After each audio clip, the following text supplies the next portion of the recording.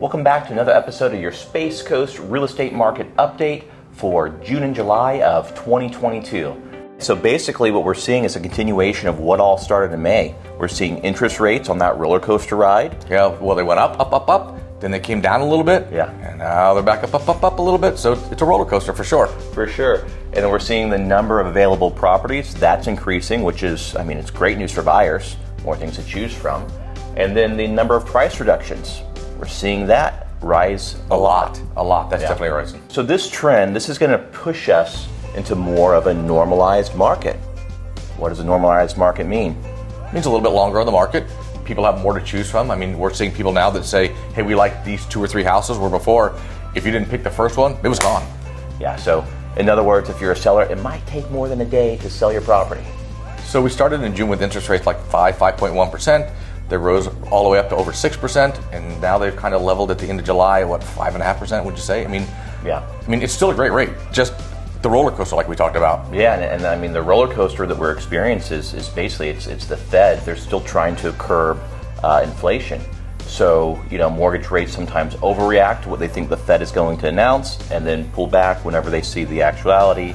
And again, with the Fed still trying to keep interest or keep inflation or get inflation down to 2%, we're going to continue to see this roller coaster ride of interest rates. And then once they feel like we've hit a recession, then they're going to drop them drastically to stimulate the economy. And so what that's done for inventory, though, inventory has gone from 1,100 units, single-family units in Brevard County, to right now we're up to over 1,800. So in 2 months, we've gone up to 600 houses currently on the market right now. Yeah, so that's a 36% increase. But again, that's giving buyers more options, which is great. But to put this into perspective, because we're seeing all these doom and gloom headlines, take it from 2 old-timers that have been doing this for, 40 years, 26 years. Well, one's an old-timer, one's not as old. So take me back to 2007. We knew what inventory rates were then. So current inventory would have to quadruple. We would need 4 times the inventory now to see those overbuilt levels that we were seeing in 2007. Yeah, we still have a shortage right now. Still have a shortage.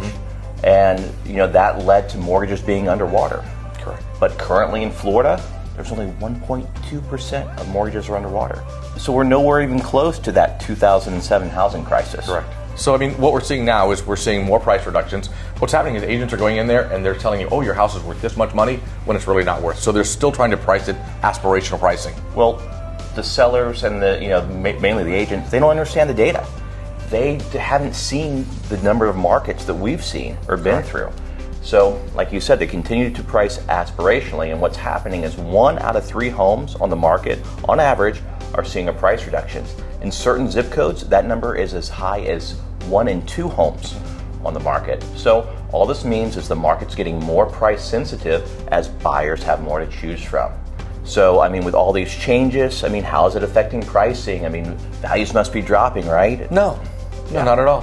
So the statistic just came out that the median price of homes in June increased to an all-time high of $416,000. So that's a 13% increase over last year. So we're not seeing reductions because the values are going down. We're seeing reductions because realtors are overpricing the house at an aspirational price, and they really need to be priced closer to where the market is. Where in January we could price stuff aspirational, market was different. It's a very different market today.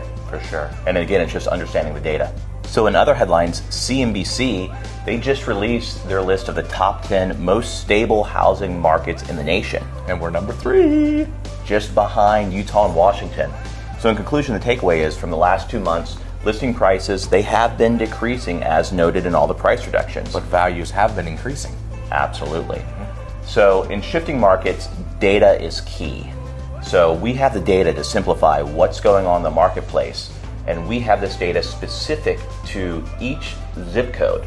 So no matter what zip code you're in, you can send us a private message with your address and your email address, and we'll send you a report specific to your zip code that's going to let you know what the market action index is, which is how much of a buyer's market or how much of a seller's market. How long on the market, how many reductions in your zip code. It just gives, the data is unbelievable. Yeah, it gives you a good overview. So definitely take advantage of this resource that we provide. shoot us a message, and we'll send this data to you. Hey, thanks for watching. We'll see you next month.